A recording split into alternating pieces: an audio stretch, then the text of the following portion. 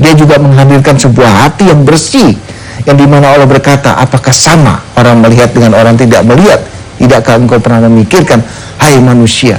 Mudah-mudahan acara kita pada malam hari tentang tafakur menjadi ilustrasi dan pemikiran kita menjelang kita tidur. Mudah-mudahan besok kita akan mulai menghadirkan hati kita untuk mengamati tentang kejadian-kejadian yang sekarang. Ini bagaimana supaya kita ini bisa maju dalam arti yang positif. Saya pikir demikian. Baik Ustaz, semoga banyak sekali hikmah yang bisa Anda dapatkan pemirsa. Mungkin saat ini Anda juga masih merenungi mengenai tanda-tanda kebesaran Allah Subhanahu wa Ta'ala yang juga ada di sekitar kita, supaya kita bisa menjadi seorang hamba Allah yang lebih bersyukur lagi, dan tentu saja menjadi hamba Allah yang berefek positif dalam segala aspek kehidupan, tentu saja dalam hal yang positif. Anda jangan kemana-mana, kita akan segera kembali setelah jeda komersial berikut.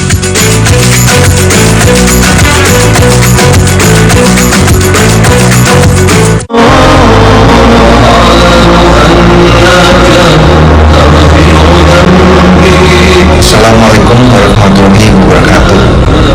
Para pemirsa televisi yang dimuliakan oleh Allah dan berbahagia, Terapi Kolbu ditemukan kurang lebih sekitar 15 tahun yang lalu, kebetulan oleh diri saya sendiri atas izin Allah. Inti daripada kekuatan terapi Kolbu semuanya berawal dari kekuatan basmalah atau kekuatan kasih sayang. Pengobatan alternatif terapi Kolbu ini tidak mengandung risiko, sehingga alternatif daripada pengobatan ini boleh dikatakan aman dan tidak mengandung unsur musrik. Mudah-mudahan apabila ada di antara para pemirsa yang saat ini sedang menderita sakit seperti tadi, boleh mencoba terapi Kolbu sebagai salah satu alternatif pengobatan. Selamat mencoba dan Assalamualaikum warahmatullahi wabarakatuh.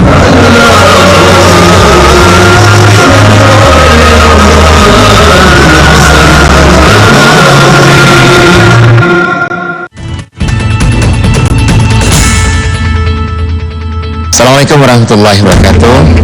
Saya Fatul Sembiring, Menteri Komunikasi dan Informatika Republik Indonesia. Saya melihat acara-acara yang ditayangkan oleh JEK TV cukup menarik dan sudah mulai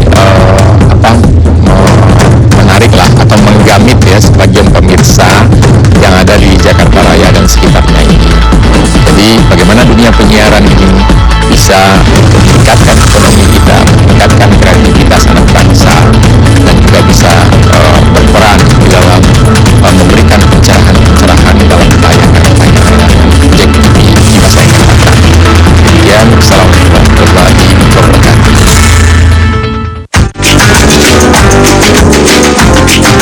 Ta'awanu 'alal birri wat taqwa wa la ta'awanu 'alal itsmi wal 'udwan. Saling bantu membantu, saling tolong menolong. Allah wa ati'ur rasul wa ulil amri minkum. Taatlah sama Allah dan taat sama Rasul dan para pemimpin kalian. Mudah-mudahan aspirasi dan suara ini bisa menjadi doa.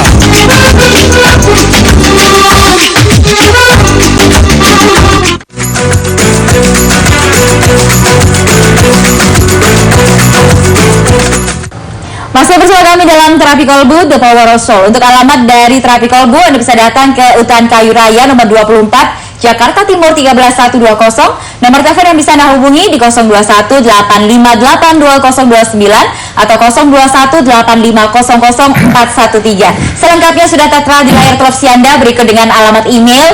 Dan juga untuk klinik Terapi Kolbu setiap hari buka dimulai pukul 9 pagi hingga pukul 8 malam. Kita informasikan kembali bahwa Terapi Kolbu tidak memberikan sebuah metode terapi kepada para pasiennya dengan menggunakan obat, herbal, jamu. Tidak ada unsur suntik di sini, tidak ada pemijatan, tidak ada unsur magis. Insya Allah aman, tanpa efek samping dan tidak mengandung unsur musyrik. Berbicara mengenai hikmah yang bisa kita dapatkan, mungkin ada benarnya Bapak Abdul Qadir yang merupakan mantan pasien kita di malam hari ini seperti mendapatkan sebuah hikmah dan juga petunjuk atas apa yang saat ini sedang dicari mengenai kondisi kesehatannya. Bapak kalau boleh bercerita mengenai kami, diberikan sebuah ujian ataupun cobaan berupa kesehatan seperti apa, Pak? Mengenai kesehatan, ya itu memang tergantung pada manusia itu sendiri. Sebab itu Allah itu memberikan petunjuknya. Iya, baik. Yaitu Al-Quran itu. Iya. Al-Quran itu adalah merupakan pelajaran, petunjuk, perintah, larangan, dan terakhir sebagai pedoman. Iya. Di situ isinya kan untuk Robbana atina fid dunya hasanah wa fil akhirati hasanah. Iya. Jadi untuk mencapai dunianya dan untuk mencapai akhirat. Di situ banyak bagaimana acaranya, bagaimana caranya. Baik. Ini harus direnungkan apa kata Pak Ustaz tadi itu apa tasakuran itu tafakur. Iya, tafakur. Jadi memikirkan bagaimana ini untuk bisa mencapai hidup di dalam kesejahteraan di dunia ini dan untuk kesejahteraan di akhirat. Ada dua kan itu. Iya, Bapak. Isi di Al-Quran kan cuma dua, untuk mencapai akhirat dan untuk mencapai dunia. Ya kan itu kan. Ini yang suka diabaikan, tidak dipikirkan. Nah, ini kebanyakan baca aja.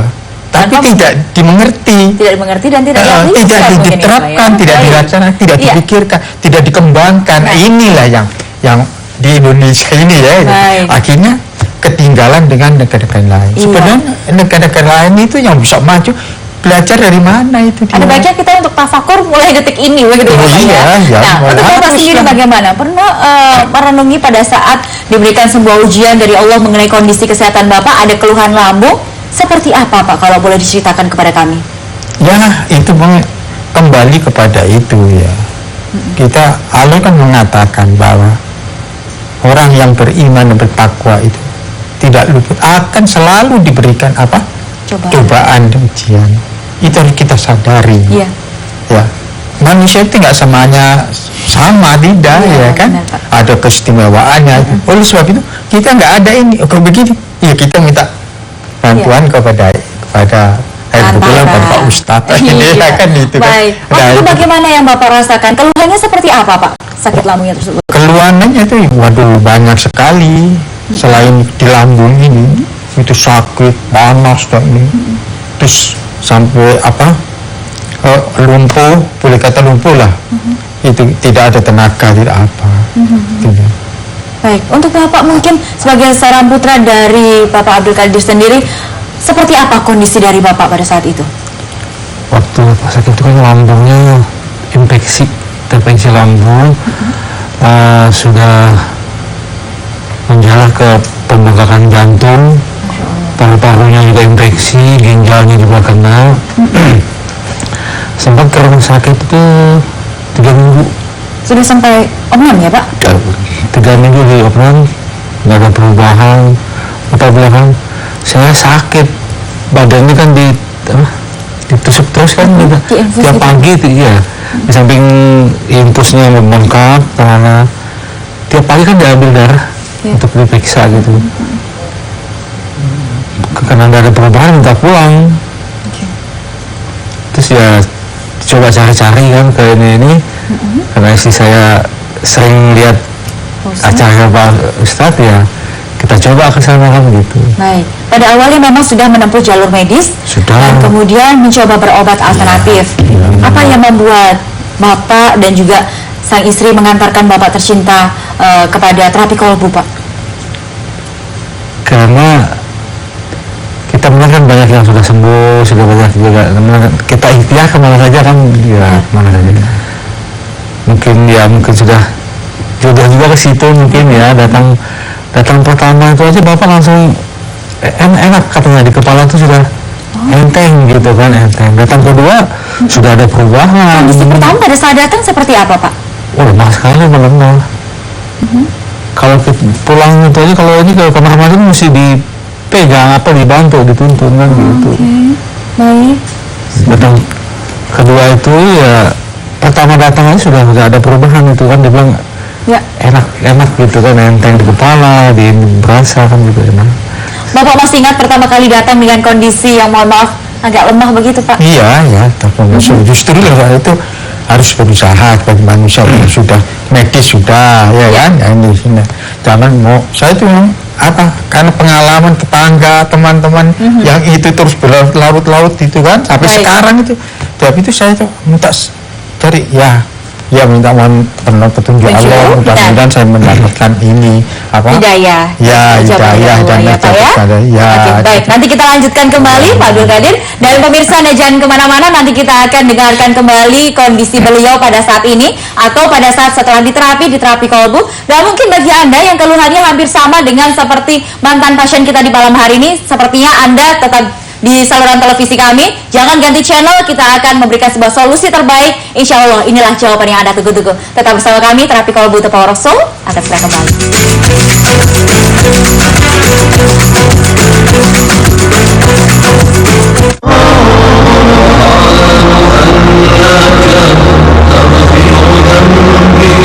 Assalamualaikum warahmatullahi wabarakatuh.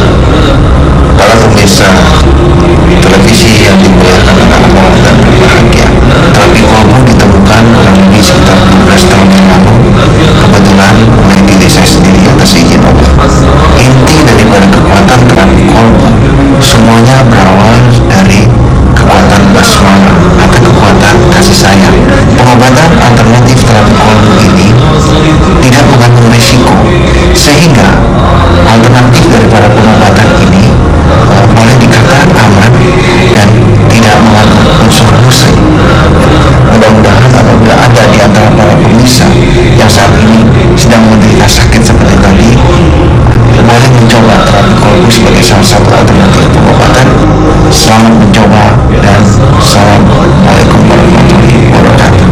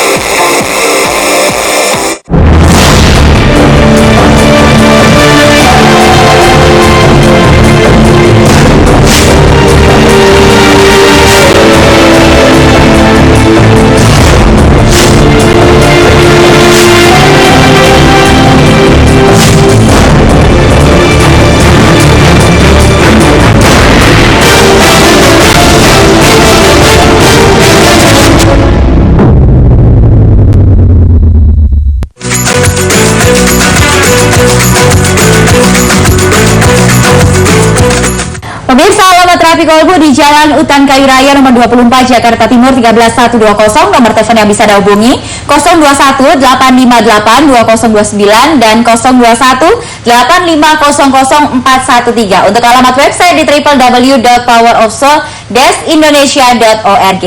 Untuk selengkapnya bisa Anda saksikan yang sudah tertera di layar televisi Anda, dan ini buka setiap hari dimulai pukul 9 pagi hingga pukul 8 malam. Kita lanjutkan kembali kepada Bapak Abdul Qadir sendiri. Waktu pertama kali datang ke Terapi Kolbu, sebelumnya memang Bapak sudah menempuh jalur medis juga ya Pak ya? Dan kemudian dirasa kurang kunjung maksimal dari perubahannya. Pertama datang ke Terapi Kolbu dalam kondisi yang juga masih dalam keadaan lemah. Setelah terapi di sana, ini bagaimana saja nih terapi yang ada di sana Pak? Apakah ada obat, herbal atau jamu yang Bapak dapatkan? Enggak, tidak ada, cuma itu cuma dia apa itu cara apa gitu ya, cuma meditasi ya, Pak? terapi gitu kan, tidak diapa-apakan, cuma diambil saja. Ya. Nah itu sekitar berapa lama Pak? Itu mungkin satu jaman waktu itu saya yang pertama kali itu satu jaman itu. Gitu. Dan Bapak ketemu juga Ustadz Sony, apakah beliau juga menerapi Bapak secara langsung? Iya, setelah selesai itu terus kan suruh keluar istirahat gantian kan itu kan. Coba Bapak Ustadz Tommy datang jam berapa itu, jam 1 berapa ya kan mulai dipanggil tuh satu giliran kan ada nomor waktu itu saya dapat nomor 11 kalau nggak salah itu. Jadi sampai jam 3 nah itu di situ terus di terapi ini ya agak lama juga loh karena kelihatannya banyak terus saya tanya apa yang kata Pak Sony yang berat itu di kepala itu gitu katanya. Memang waktu itu kita selain itu terus kayak ada benda seperti jarum itu jalan musuk terus naik ke atas badan terus sampai kepala itu sampai dari sini muter begini musuk begitu gitu. Dan nggak tahu kenapa, saya nggak tahu ya. Ya Pak Ustadz yang lebih tahu daripada itu. Pak Ustadz bilang katanya yang paling berat penyakit saya itu ada di kepala itu. Setelah diterapi di hari pertama, pada saat pulang, apa yang bisa Bapak rasakan? Sudah ada perubahan, Pak? Ya, ada perubahan sedikit.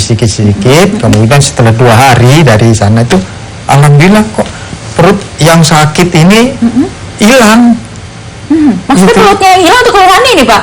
Nggak tahu itu. Keluhannya ya? Terus nggak sakit itu.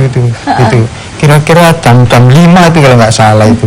Jam 5 setelah 2 hari dari sana tuh kok hilang. Alhamdulillah, kaget saya itu, Bang. Alhamdulillah, saya mohon Allah ya. Kemudian Bapak lanjutkan untuk terapi kembali? Iya, terus kan ada gilirannya itu. Terus tanggal berapa itu suruh datang ke sana lagi. Sampai sejauh ini sudah berapa kali dan bagaimana kondisinya, Pak? Ya sudah 4 kali. Ini alhamdulillah ya saya sudah bisa aktif bekerja ini gitu. Saya pergunakan ini namanya. Saya biasanya itu kalau pagi suka jalan mutar, tapi saya belum berani karena masih ada apa? Masih dalam proses juga ya saat ini ya Pak ya.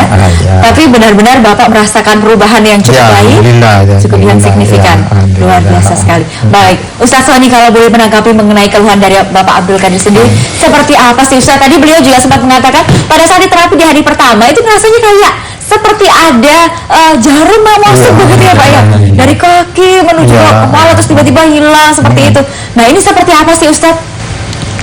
Ya itulah apa kehendak Allah ya. Jadi sekali lagi bahwa beliau ini kan mungkin dalam hidupnya udah gak berbuat baik ya.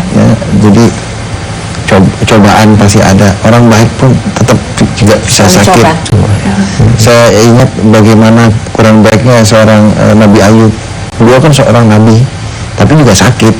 Artinya apa? Artinya sakit itu bukan hanya monopoli orang-orang kafir saja. Orang-orang beriman juga kena sakit. Cuman sakitnya dalam bentuk cobaan. Nah ini yang dialami oleh beliau ini juga mungkin. Beliau dapat sakit dalam bentuk cobaan tadi. Sehingga pada saat beliau datang, kita coba bermohon kepada Allah. Nah Allah memberikan energi dengan ciri khas seperti tadi. Wah dia seperti itu ya, untuk mencabut semua. Nah akhirnya diijabah oleh Allah. Sehingga akhirnya beliau bisa memberikan kesaksian bagi kita semua. Jadi sekali lagi inilah pentingnya kita dalam hidup ini selalu harus berbuat baik, karena pada saat kita sakit kita sangat membutuhkan tuh amal ibadah kita ya. Kita mau minta tolong kepada siapa lagi kalau bukan kepada Allah. Nah untuk minta tolong kepada Allah, Allah kan nanya, kamu datang ke sini minta tolong, mana persediaan amal ibadahmu begitu. Oh ini banyak, oke boleh kan begitu. Tapi kalau kita kosong apalagi tekor, ya susah kan. Nah di sini perlu kita dalam hidup perlu berbuat baik. Nah salah satu perbuatan baik yang saya pikir sangat penting adalah menjaga hati.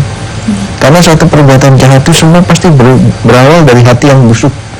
Coba kalau kita mau jahat sama orang, pasti awalnya dari dengki dulu, dari iri, dari buruk sangka, dari sombong. Nah ini pentingnya kita menjaga hati. Nah dalam kasus Bapak ini, itu yang saya coba lihat, bahwa ternyata memang dijabah ini. Dan pada waktu kita lakukan terapi, yang pertama kita terapi daerah kepala, karena memang daerah kepalanya pada saat itu cukup tegang, cukup tegang sekali daerah kepala.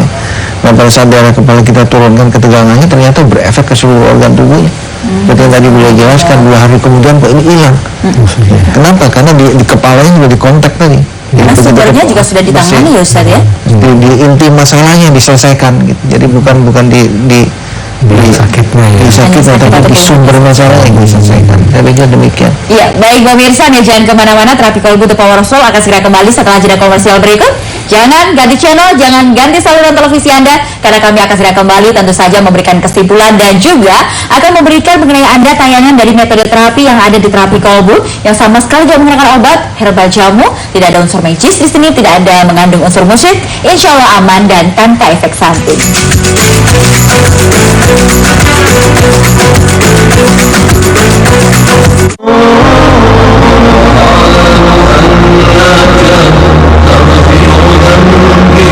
Assalamualaikum warahmatullahi wabarakatuh. Para pemirsa televisi yang dimuliakan oleh Allah dan berbahagia, Terapi Kolbu ditemukan kurang lebih sekitar 12 tahun yang lalu, kebetulan oleh diri saya sendiri atas izin Allah. Inti daripada kekuatan Terapi Kolbu berawal dari kekuatan basmala atau kekuatan kasih sayang. Pengobatan alternatif terapi kolbu ini tidak mengandung risiko, sehingga alternatif daripada pengobatan ini boleh dikatakan aman dan tidak mengandung unsur musik. Mudah-mudahan apabila ada di antara para pemirsa yang saat ini sedang menderita sakit seperti tadi, boleh mencoba terapi kolbu sebagai salah satu alternatif pengobatan. Selamat mencoba dan Assalamualaikum warahmatullahi wabarakatuh.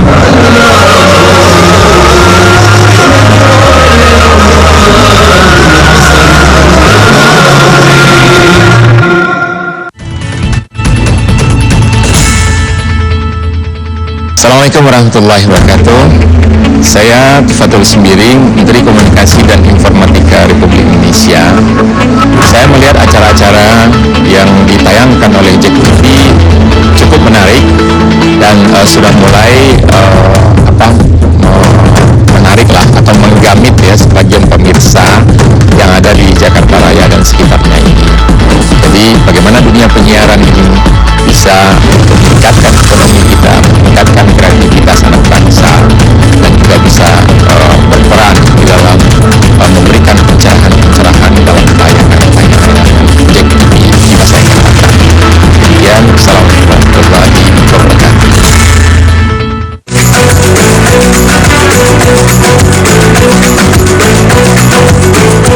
Sebenarnya saya punya sakit vertigo ini udah lama ya. Kalau udah ke medis dinyatakan vertigo saya itu setiap bulan pokoknya habis obat mesti kambuh lagi, terus perut mual. Ditambah Pak Sony saya dinyatakan harus